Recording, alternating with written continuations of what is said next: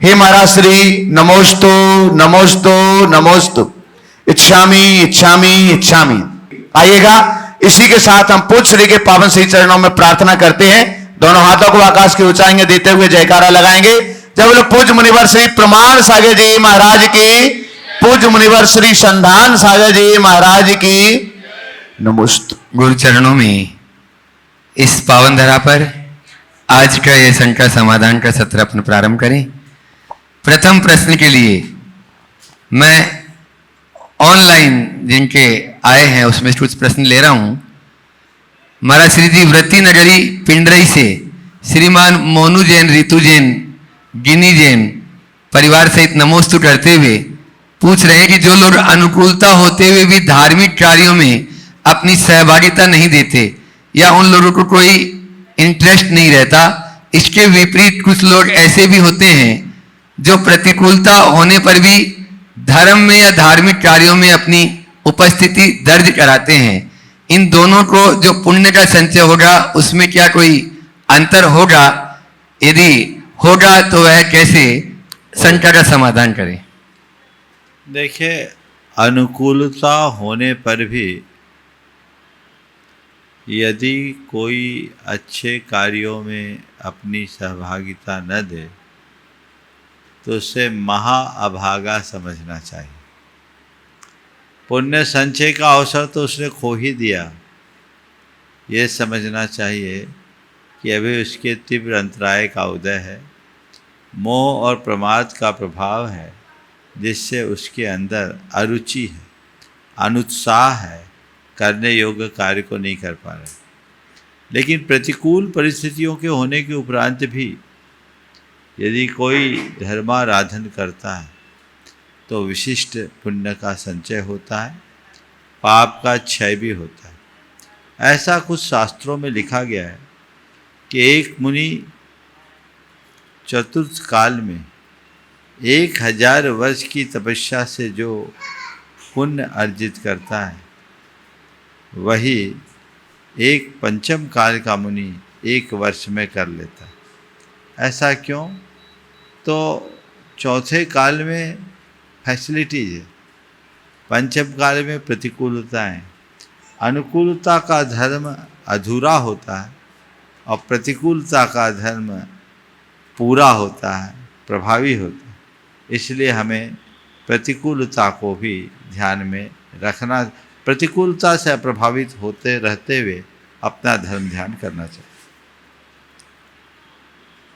पूज्य श्री के चरणों में नितिन जैन बिनोली उत्तर प्रदेश से बारंबार नमन करते हुए पूछ रहे हैं कि किसी ने क्या खूब कहा है, इंतजार करने वालों को उतना ही मिलता है जितना कोशिश करने वाले छोड़ देते हैं। तो महाराज श्री जी, मेरी शंका यह है कि किसी लक्ष्य को प्राप्त करने के लिए कोशिश कैसी होनी चाहिए कि कभी इंतजार ही ना करना पड़े? देखिए, अंतिम क्षण तक कोशिश करना चाहिए और ये बात सदैव याद रखना चाहिए कि कोशिश करने वालों की कभी हार नहीं हो। हम अंतिम क्षण तक कोशिश करें, हमारे कोशिशों में कभी कोई कमी नहीं, प्रयास ही परिणाम देता है। कई बार ये होता है कि कोशिशों के बाद भी, पूरी कोशिश करने के बाद भी अनुकूल परिणाम ना आए तो हम हार न मानें, पर ये बात सदैव ध्यान रखें, कभी कभी कोशिश के साथ प्रतीक्षा भी करनी पड़ती है। कोरी कोशिश हमें परिणाम नहीं देता।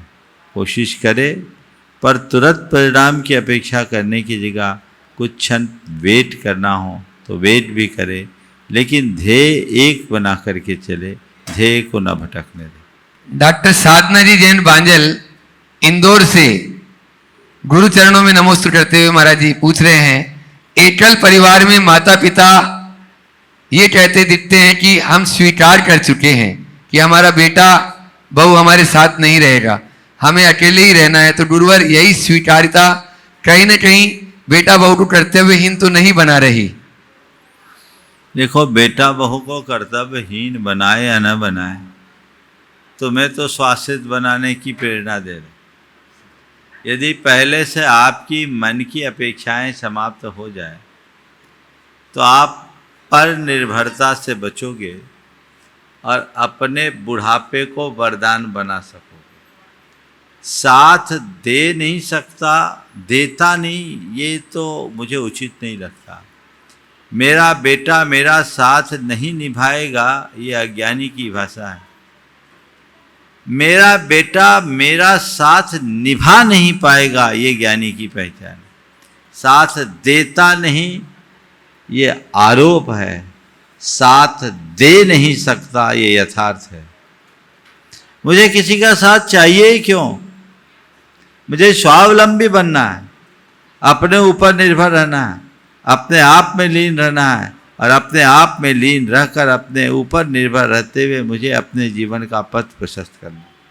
संभव जी जैन दिल्ली से पूछ रहे हैं कि मेरा प्रश्न एआई के संदर्भ में है।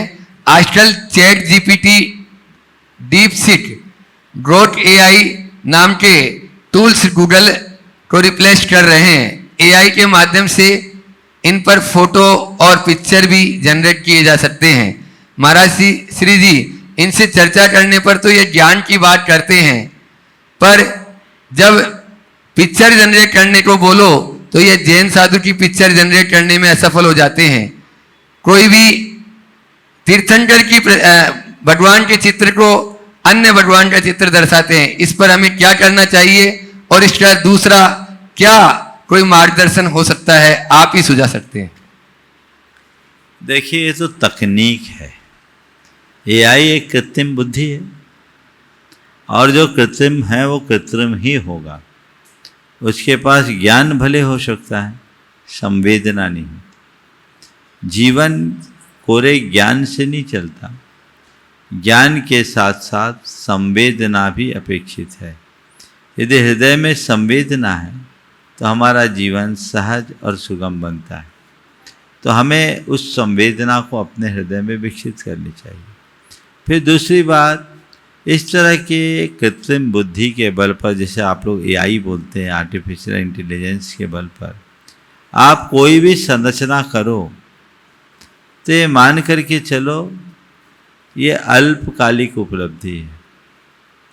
तकनीकी की ज़्यादा उम्र नहीं होती, ज्ञान चिर जीवंत रहता है।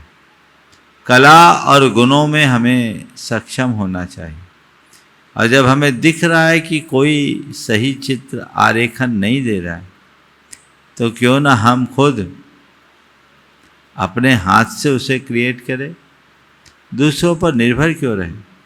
और ऐसे इस तरह की निर्भरता से काम जल्दी होता दिखता जरूर है, लेकिन वो एक ढर्रे से आगे नहीं बढ़ पाएगा, क्योंकि वो एक व्यवस्था के तहत ही काम करता है। इसलिए एक पंक्ति में मैं समीक्षा करूँगा कि आध्यात्मिकता के साथ ही तकनीक का प्रयोग होना चाहिए। यदि आध्यात्मिकता को भुला देंगे तो ये तकनीक हमें मनुष्य नहीं रहने देगी। अपनी मनुष्यता को बचाना है, और आप तकनीक का प्रयोग भी करना चाहते हैं तो अध्यात्म के साथ जुड़कर चलें। दीप्ति जैन बीकानेर राजस्थान से आपके चरणों में नमोस्तु करते हुए पूछ रहे हैं, लड़कियों से कहा जाता है कि ससुराल को अपना मानो और उसके माहौल को अपना लो, लेकिन यदि ससुराल में धर्म का माहौल न हो और जो नियम शादी से पहले लिए थे उन्हें निभाने में कठिनाई आए, तो ऐसे में क्या करना चाहिए? कैसे अपने धर्म का निर्वाह करें? यदि ससुराल वालों की बात मानी तो धर्म से दूर हो जाएंगे। आप ही शंका का समाधान करें। चेल ना बनना चाहिए, धर्म से दूर है, कोई बात नहीं। घर वाले धर्म से दूर हैं, हम अपने आचार व्यवहार से सामने वाले को प्रभावित करें और उन्हें धर्म से लगाने का प्रयास करें। देखिए, दो काम करना चाहिए। एक जो प्राय लोग करते हैं पर करना नहीं चाहिए, पहले मैं उसकी चर्चा कर लूँ। लोगों की जो पहली दो प्रतिक्रिया होती है, कुछ लोग तो थोड़े उदार बन जाते हैं, भैया आप ठीक है, ससुराल है, हमें एडजस्ट तो करना पड़ेगा, तो जैसा ये लोग कहते हैं वैसा ढल जाते हैं। दूसरे, भैया हम सब छोड़ देंगे, अपना धर्म नहीं छोड़ेंगे, हम तो बिल्कुल मजबूत रहेंगे। तो पहले वाले इतने ज़्यादा उदार बन जाते हैं कि उनका उसूल खंडित हो जाता है, और दूसरे तरह के लोग इतने ज़्यादा कठोर बन जाते हैं कि व्यवहार बिगड़ जाता है, संबंध खराब हो जाता है। हमें क्या करना चाहिए? अपने स्टैंड पर कायम रहना चाहिए, लेकिन क्या नीति अपनाना चाहिए? विनम्र किंतु दृढ़। व्यवहार को नम्र बनाओ और नियमों में स्थिर रहो। कोई कुछ बोले वैसी प्रतिक्रियाएं न दे और अत्यंत विनम्रता से कहें, ये मेरा नियम है, मेरा व्यक्तिगत नियम है, इसे मैं अभी तक निभाते आई हूँ। यदि नियमों को मैं खो दूंगी तो मुझे बहुत तकलीफ होगी, मैं खुश नहीं रह पाऊंगी।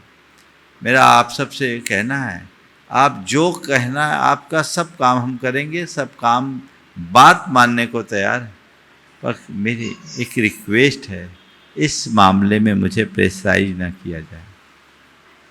और फिर क्या करो, थोड़े दिन तक कोई बोले भी तो प्रतिक्रिया ना करो, हाँ हूँ कह के टाल दो। असर क्या होगा?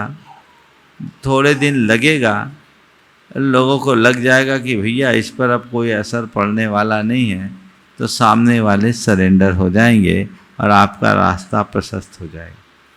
एक बहन के साथ ऐसा हुआ। वो जिस परिवार से थी उसके दादाजी और परदादाजी दोनों साथ साथ प्रतिमा धारण किए। परिवार पूरा धार्मिक, लेकिन जिस घर में गई वो अत्याधुनिक परिवार था, एकदम वातावरण विपरीत। उस घर में उसकी दादी सास थी, वो रात में खाती थी, अपने परिवार के बच्चों के साथ बैठकर ताश खेलती थी। अब वो वातावरण ऐसा देखा तो उसे बड़ा अटपटा लगा, क्योंकि वो जैसा देख के आई थी, जिस परिवार जिस संस्कार में पली बड़ी थी, उससे एकदम से विपरीतता थी। अब क्या करे और क्या कहे? उसने इन सब चीज़ों को देखा और एकदम धैर्य रखा, समझदारी उसके अंदर थी। उसने कहा अब जो है ये उल्टा है, इसे सीधा करना मेरी जिम्मेदारी है। उसने किसी को कुछ नहीं कहा। लोगों ने उससे खाने पीने के लिए बोला आप लोग खाइए ना, साथ बैठ गए, लेकिन खाया नहीं। नहीं, मुझे खाने की इच्छा ही नहीं होती, मैं खाऊंगी तो मेरे अंदर जाएगा नहीं, प्लीज़ मुझे आप जोर मत दें। उसका व्यवहार इतना नम्र था कि हर व्यक्ति उसको चाहने लगे। अब जब लोगों की लाइकिंग बढ़ जाती है तो फिर देखने का नज़रिया भी बदल जाता है। धीरे धीरे लोगों ने उसको फोर्स करना बंद किया, और वो केवल अपनी क्रिया में नहीं, विचारों में भी बहुत सौम्य थी।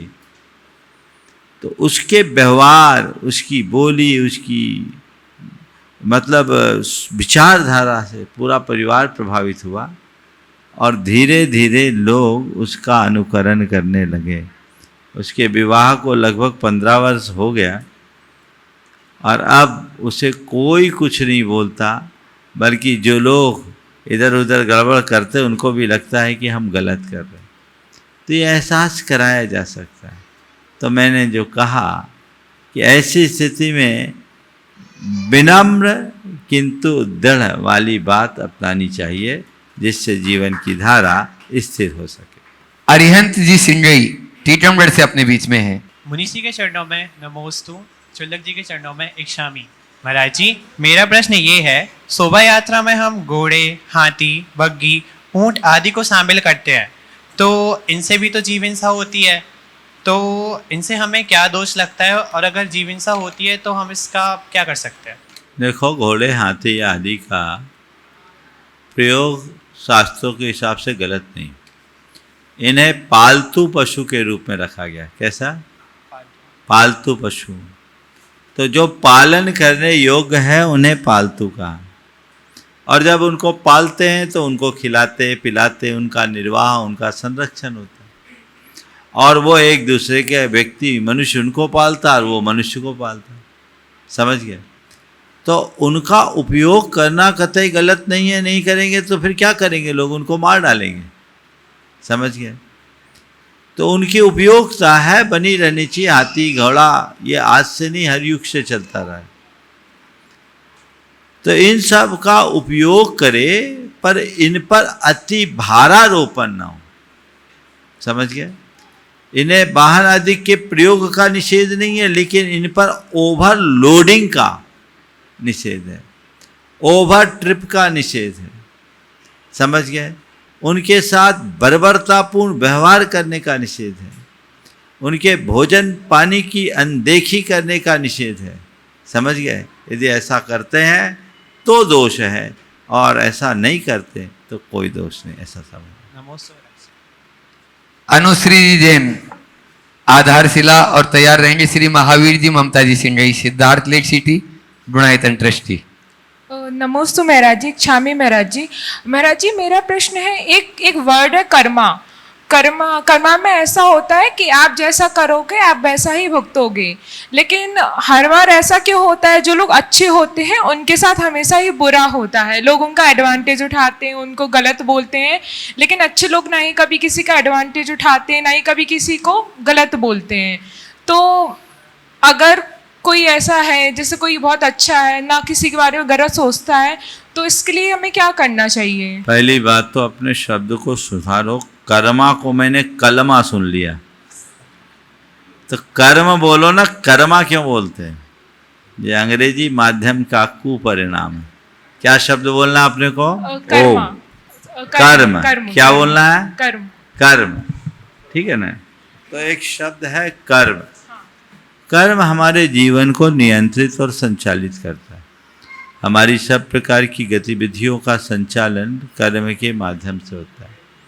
तुम्हारा ये कहना है कि एक आदमी गलत कर रहा है फिर भी फलता फूलता दिखता है, और एक आदमी किसी का गलत नहीं कर रहा फिर भी उसके ऊपर आपत्ति आती है, ऐसा क्यों? है ना? जी महाराज जी। देखो, इसे थोड़ा व्यापकता से समझो। सबसे पहली बात तो मैं आज आप सबको बोलता हूँ, पहले भी मैंने इस विषय में प्रकाश डाला है, कि ये धारणा हटा दो कि मेरे जीवन में जो कुछ होता है वह सब कर्मों से ही होता है। मैं पुनः दोहरा रहा हूं, इस धारणा को बदल दो कि मेरे जीवन में जो कुछ होता है वह सब कर्मों से ही होता है। ये धारणा सही नहीं है। ये मानता हूं कि हमारे जीवन में ज्यादातर कर्मों से होता है, लेकिन जो होता है वह सब हमारे ही कर्मों से होता है, ऐसा कोई जरूरी नहीं। समझ गए? कुछ चीजें संयोग से भी होती। किससे होती है? संयोग से। और संयोग महज संयोग होते हैं। वह व्यक्ति के उत्कर्ष के लिए भी होते हैं, और उत्थान के लिए भी होते हैं, पतन के लिए भी होते हैं।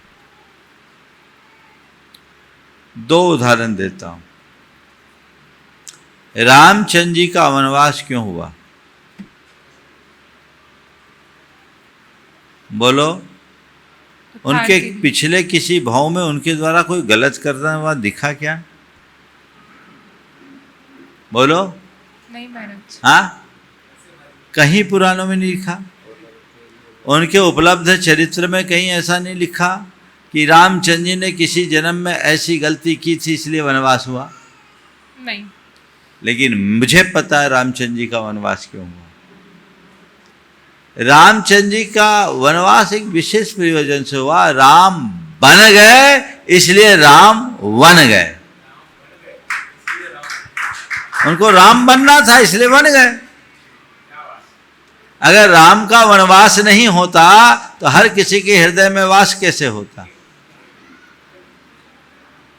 एक निमित्त बना, एक संयोग बना। उस संयोग के परिणाम स्वरूप ऐसा सब कुछ घट गया। सीता का विवाह उनसे हुआ और राजतिलक होते होते वन को जाना पड़ा।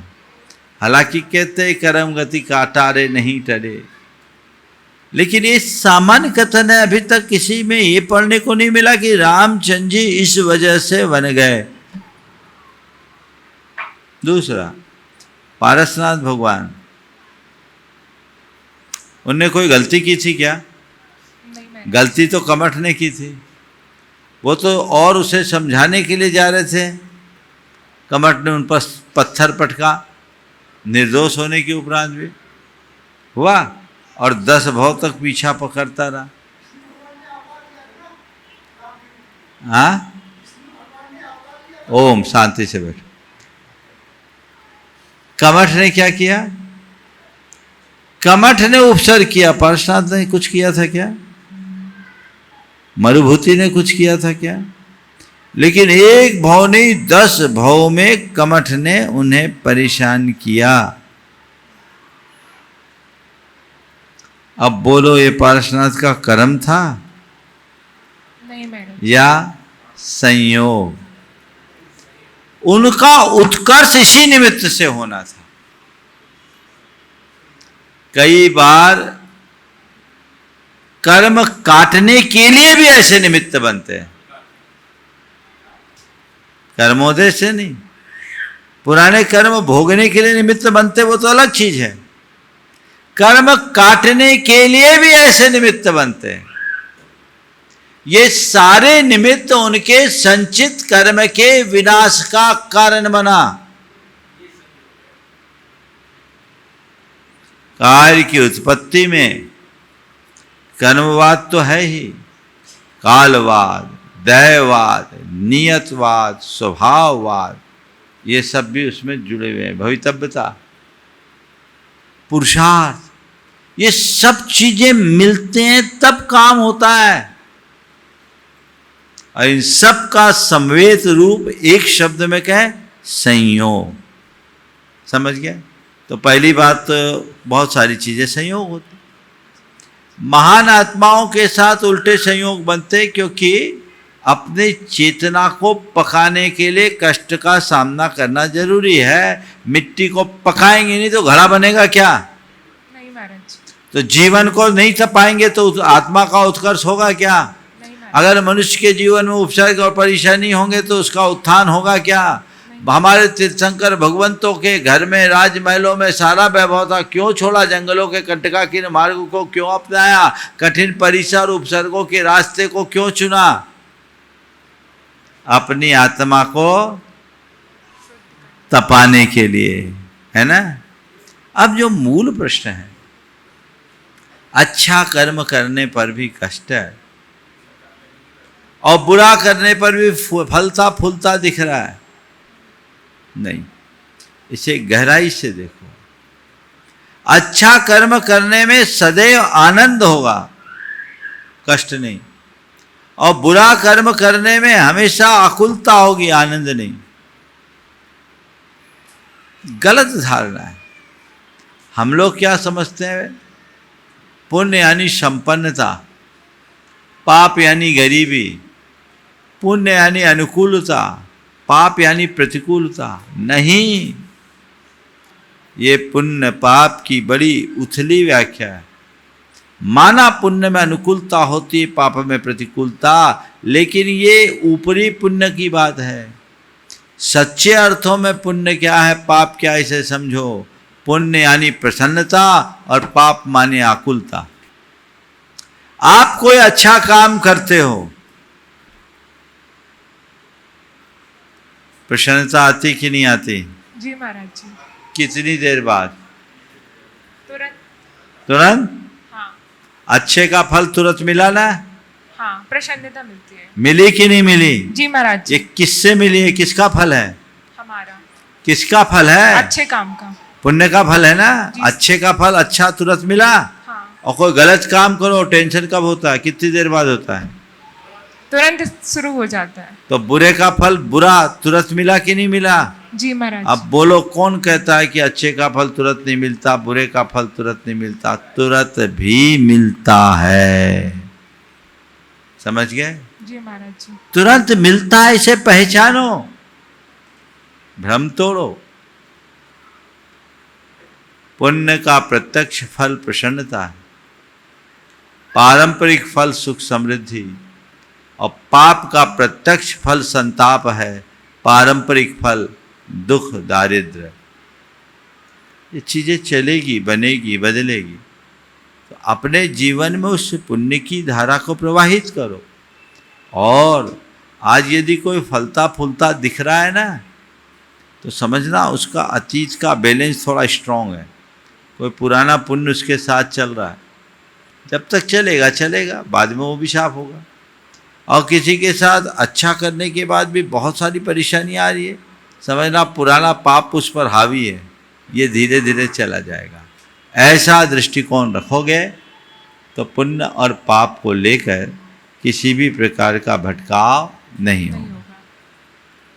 नमोस्तु श्री महावीर जी सिंगई, सिद्धार्थ लेट सिटी। मेरे आराध परमोपकारी, हम सभी को संभालने वाले मुनि श्री प्रमाण सागर जी महाराज, मुनि श्री संदान सागर जी महाराज के पावन चरणों में सिद्धार्थ सिटी समाजजन, निर्माणाधीन आदिश्वर महावीर तीर्थ धाम, जिन आपके द्वारा 14 तारीख को भगवान उच्चासन पर विराजमान हुए 31 फुट के, सभी समाजजन की तरफ से आपके चरणों में बारंबार नमोस्तु और छुल्लक जी के चरणों में इच्छामि। महाराज जी, प्रश्न है, जला हुआ जंगल, जला हुआ जंगल छिपकर रोता रहा, जला हुआ जंगल छिपकर रोता रहा, उसी की लकड़ी थी उसी माचिस की तीली में। आप अपने शब्दों में परिभाषित करें। जला हुआ जंगल छुप कर रोता रहा, उसी की लकड़ी थी उसी माचिस की तीली में। बिल्कुल सही बात है। ये इसी बात को दूसरे तरीके से कहा गया कि सागवान के लंबे लंबे पेड़ थे, एक लकड़हारा गया और सैकड़ों पेड़ को एक साथ काट दिया।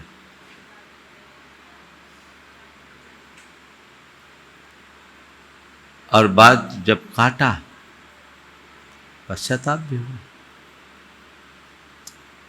किसी ने कहा, भाई कुल्हाड़ी ने तुम्हें साफ कर दिया, कुल्हाड़ी बहुत क्रूर है। सागवान ने कहा, मैं कुल्हाड़ी को क्या दोष दूं, उसमें लगा बेट तो हम खुद ही बने थे।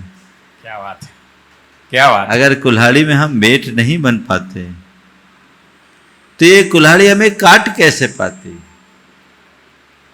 तो जब तक हम अपने आप को अंदर से कमजोर नहीं करेंगे, तब तक बाहरी ताकतें हम पर हावी नहीं होती।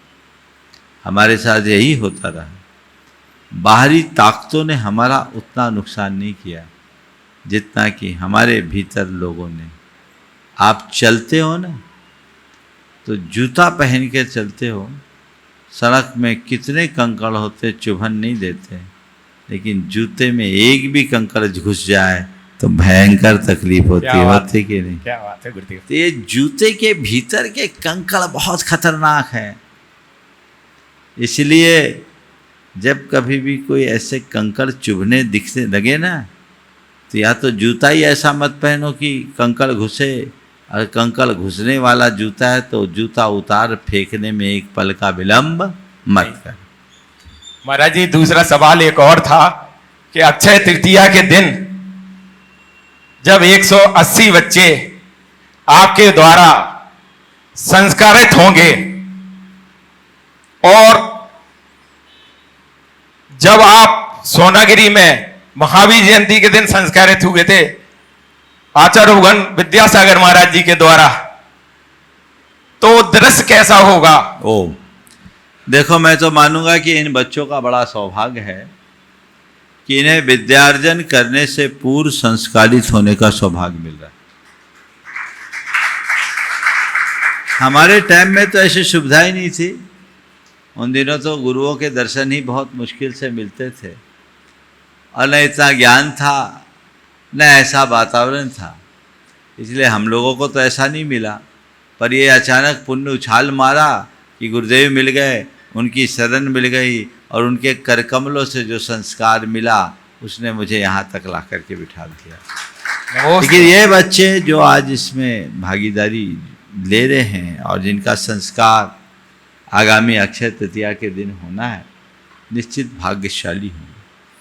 हमारी एक ही भावना है कि ये बच्चे पढ़ लिख कर सुश्रावक बने, और ऐसे श्रावक नहीं, संपन्न और समर्थ श्रावक बने, हमारे समाज के आइकॉन बने। हमारी बहुत व्यापक दृष्टि है उसे लेकर, जिस पर मैं समय पर चर्चा करूंगा। मुझे बेहद प्रसन्नता है कि अल्प सूचना में भी ज़्यादातर बच्चे आ गए। 140 की सूचना मेरे पास है कि आ रहे, 30-40 नहीं आ पाए। हम भैया जी से ऐसा कहना चाहते हैं कि उन बच्चों के पास कोई ऐसी लिंक भेज दो कि वो अगर यहाँ आएंगे तो बाद में तो उनके संस्कार हो ही जाएंगे, छोड़ देते हैं, ऑनलाइन नहीं कराएं। वो ऑनलाइन जुड़े, संस्कार तो उनको यहाँ आने के बाद प्रवेश से पूर्व जहाँ हम रहे एक बार कराना ही होगा, ताकि डायरेक्ट संस्कार हो। लेकिन वो आ ना पाए तो कम से कम ऑनलाइन जुड़कर उसमें लगभग आए गए, 30-40 रह गए, आ जाएंगे। बहुत बहुत आशीर्वाद। नमोस्तु महाराज जी, नमोस्तु महाराज। अमृता जी, नितिन जी जैन, गुणायतन सूत्रधार। महाराज श्री के पावन चरणों में त्रैवार नमोस्तु है। चोलक जी के पावन चरणों में एक शामी है। महाराज श्री, मेरा प्रश्न है कि राग देश और भयानक भोग विलास के भाव हमारे मन में रहते हैं, और हम जानते हैं कि इन भावों से कर्म बंद हो रहा है और इनका फल भी दुखदाई है, फिर भी हमारे अंदर से भाव उत्पन्न होते हैं कि हम ये करते रहते हैं। तो क्या पूर्व भाव के कर्मों से जनित ये फल है, और हम ये क्यों करते हैं सब जानते परखते हुए भी? ये सवाल आप लोगों के लिए नहीं, हम जैसे मुनियों के लिए भी, और हम जैसे मुनियों के लिए नहीं, आत्मध्यानी मुनियों के लिए भी। ऐसा सवाल जब आचार्य पूज्यपाद के सामने आया तो उन्होंने इसका बड़ा सटीक उत्तर दिया। जाननपि आत्मनस्तत्वं विविक्तं भावयन्नपि पूर्व विभ्रम वशात चेतः भूयो भ्रांतिमवगच्छति। आत्म तत्व को जानते हुए एकांत में उसकी भावना भाते रहने के बाद भी पुराने संस्कारों के कारण ये आत्मा बाहर भटकते रहते। हमारे चेतना में जमे हुए संस्कारों की परत बहुत प्रभावी होती। उन संस्कारों का शोधन करना ही हमारा पुरुषार्थ। कर्म की निर्जरा क्या है? कुसंस्कारों का क्षरण कर्म की निर्जरा है। यदि हम उन संस्कारों को झड़ा लिए, व्यक्तित्व में निखार आता है, जीवन में बदलाव आता है। इसलिए कभी हताश ना हो, उनके आगे आत्मसमर्पण भी न करें, जागरूक रहे, जागरूकता के साथ काम करें। नमोस्तु महाराज श्री, नमोस्तु। रवि जी मड़वैया, शिरोमणि संरक्षक गुणायतन।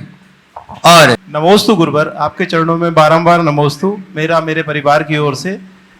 महाराज जी, कोई भी कार्य करते हैं बड़ा मन से लगन से करते हैं, और उसमें ये ध्यान रखते हैं कभी कोई गलती ना हो। लेकिन कभी कोई किसी की भावना आहत हो जाती है और सकारात्मक भाव भी रहता है, लेकिन फिर भी उसमें क्या है, नकारात्मकता भावी हो जाती, तो क्या करना चाहिए उस समय? सामने वाले से क्षमा मांग लो जी, अपना प्रतिक्रमण कर लो जी, दोबारा न करने के लिए प्रत्याख्यान कर लो जी महाराज, हो गया काम कर। जी। नमस्ते गुरुवर। महाराज श्री के चरणों में बारंबार नमोस्तु। छुलक जी के चरणों में इच्छामी। महाराज श्री, मेरा प्रश्न है कि जैसा कि हम सभी बीच बीच में जैसे जयकारे लगाते हैं, तो एक जयकारा हम लगाते हैं 3 करोड़ मुनिराजों की जय। महाराज जी, मेरा प्रश्न है कि जैसे कि वर्तमान में इतनी दीक्षाएं होती हैं, तो ये मुनिराज में इन 3 करोड़ मुनिराजों की संख्या में कभी कमी या बदलाव नहीं होता है, ऐसा क्यों? या इस तरह के 3 करोड़? देखो बाबा, शास्त्र में बताया गया है कि सर्व संयमियों की संख्या अधिकतम 3 करोड़ होगी। हमेशा नहीं रहते, क्वचित कदाचित ही होते। तो सब होंगे तो होंगे अधिकतम, तो हम लोग हैं बनिया। अब नमन ही करना है तो हाईएस्ट को कर लो, तो जितते हैं सबको कर लो। हम लोग नमो लो ये सब साउनम कहते, सब आ गए, बचे ही नहीं, समझ गए। तो सबको कर लो, तो 3 कम 9 करोड़ मुनिराज की कह दो। अब ये मुनिराज हैं, ये आते हैं कि नहीं आते हैं? तो देखो भाई, शास्त्र की दृष्टि से बात करोगे तो गारंटी से नहीं कहा जा सकता कि जितने मुनि महाराज हैं वे सब के सब 3 कम 9 करोड़ मुनिराज में आ सकते हैं कि नहीं आ सकते, नहीं कह सकते। मैं अपने भी नहीं कह सकता। इस बात की कोई गारंटी शास्त्रीय हिसाब से नहीं ली जा सकती कि मैं भव्य हूँ या नहीं। मुनि महाराज की तो बात की बात है, सम्यक दृष्टि हूँ या नहीं ये तो बात की बात है। भव्य हूँ या नहीं हूँ इस बात की कोई गारंटी नहीं ली जा सकती शास्त्र की दृष्टि से, परंतु व्यवहार की दृष्टि से, व्यवहार की दृष्टि से जो भी मुनि तुम्हें दिखे और जो मुनित्व की कसौटी पर खरे उतरते दिखते हैं, जिनकी बाह्य क्रिया और चर्या शास्त्र के अनुसार है, वो हमारे लिए मुनि हैं और उनका स्थान 3 कम 9 करोड़ में। मैं भी अपने आप को मुनि मानता हूँ, मुनि नहीं रत्नत्रय का धनी मानता हूँ। क्यों? क्योंकि मुझे पता है कि ये बहुत दुर्लभ निधि मुझे मिली है, मुझे इसे संभालना है, और यदि मैं इसके प्रति थोड़ा सा भी डाउट ले आऊँ, क्या पता मेरे अंदर सम्यक दर्शन है कि नहीं है, तो फिर मेरा जो उत्साह है वो मंद पड़ जाएगा। और ऐसी स्थिति में चूँकि मैंने पढ़ लिया है कि इसके बिना तो कल्याण होना नहीं, तो मेरी संयम की रुचि खत्म हो जाएगी, संयम से मैं असंयम की ओर उन्मुख हो जाऊंगा। ऐसी बेवकूफ़ी कोई साधक अपने जीवन में कभी नहीं करेगा। इसलिए शास्त्र की बात को शास्त्र के हिसाब से और व्यवहार की बात को व्यवहार के हिसाब से। नमोस्तु महाराज, नमोस्तु। संघ के गुलदस्ते के वरिष्ठ शुल्लक चिद्रूप सारेदी, अच्छा चिद्रूप सारेदी अभी चिद्रूप सारेदी, उसके बाद में आदर सारेदी तक माइक पहुंचा। पूज्य मुनि द्वय के चरणों में बारंबार नमोस्तु। महाराज जी, जब कभी 2 व्यक्ति के बीच विवाद होता है तो कई बार तीसरा व्यक्ति उनके बीच सुलह करने का प्रयास करता है, पर कई बार देखते हैं कि वो तीसरा व्यक्ति उन 2 व्यक्तियों के बीच बुरा बन जाता है।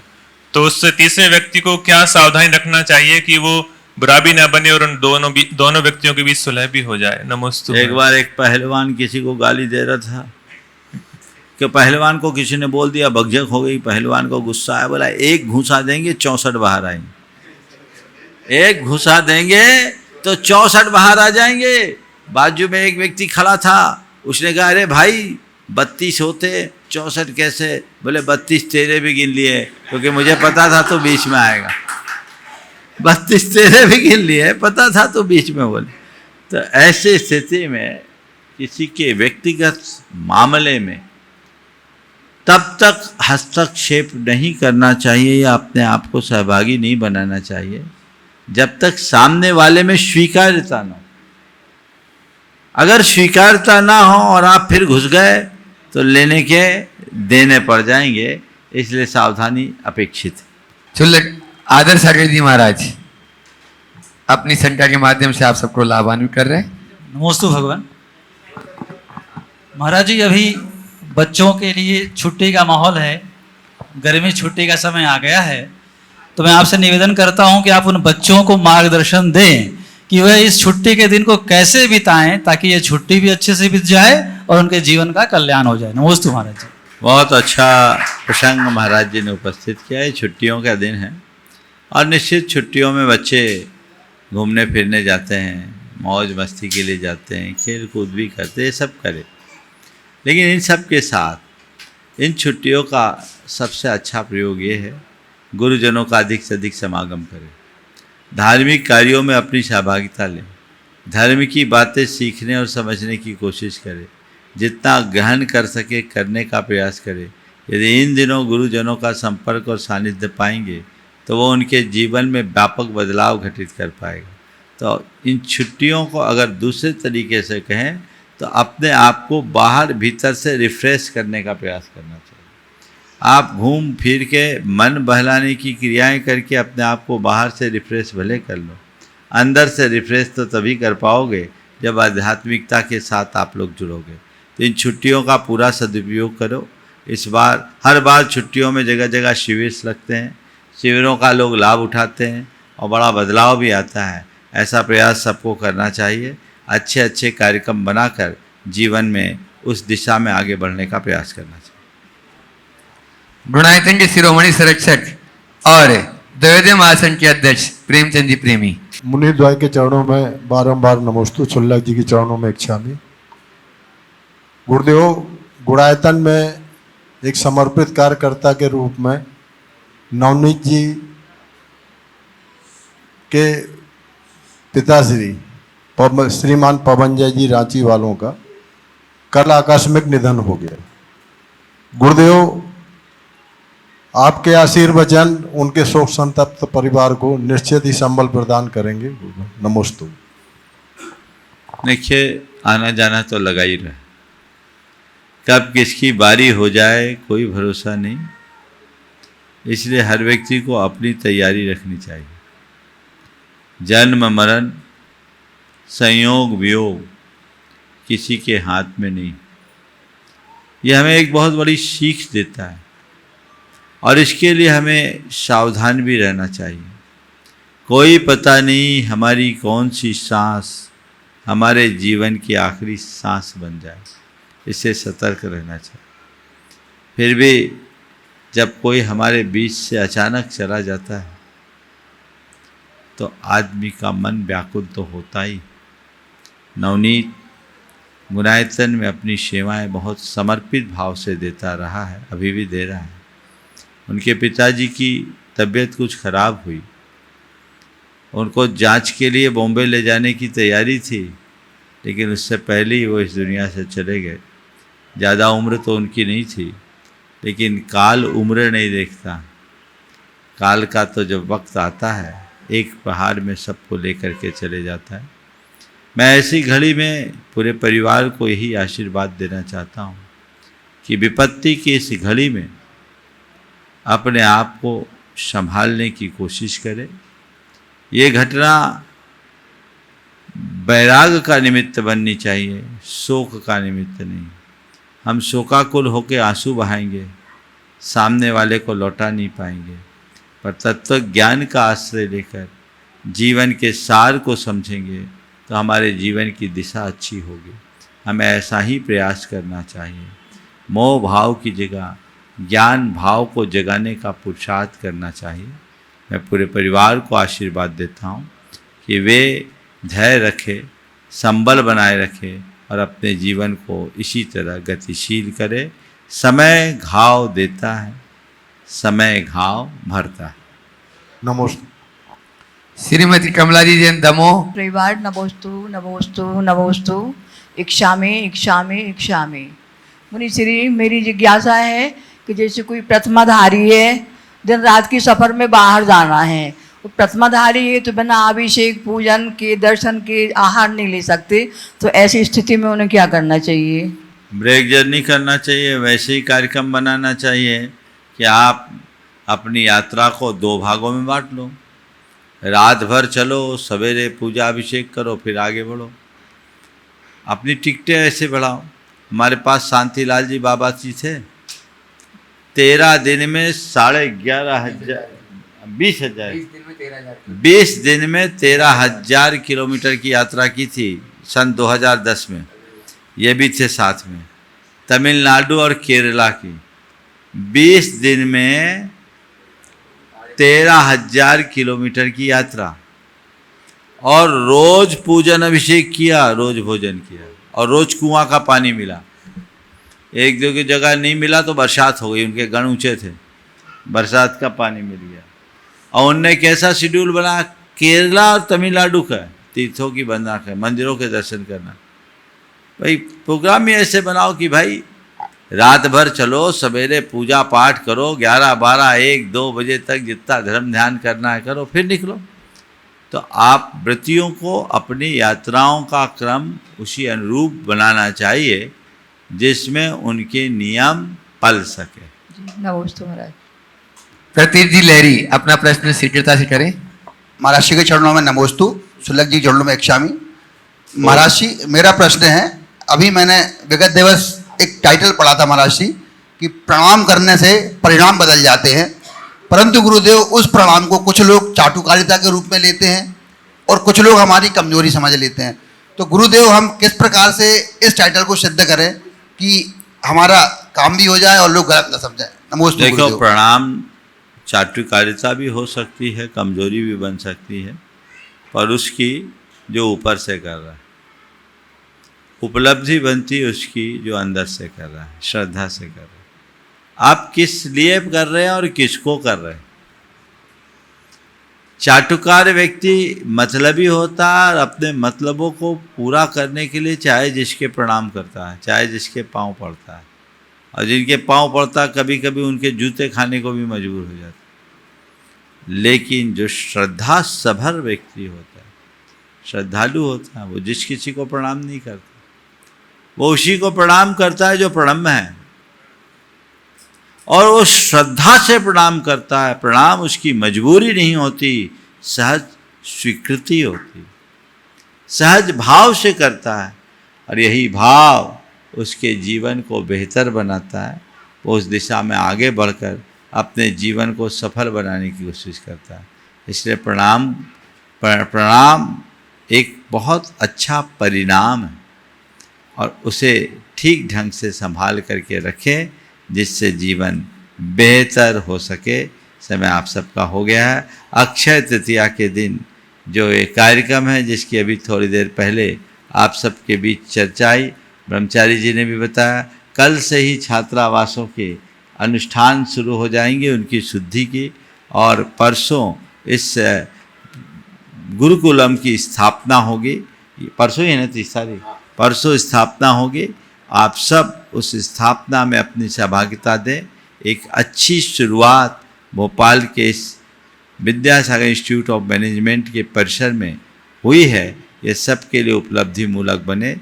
सबका मंगल हो, सबका कल्याण हो, सभी सुखी रहे और स्वस्थ रहे, इस भाव के साथ यहीं पर विराम। बोलिए अहिंसा परमो धर्म की।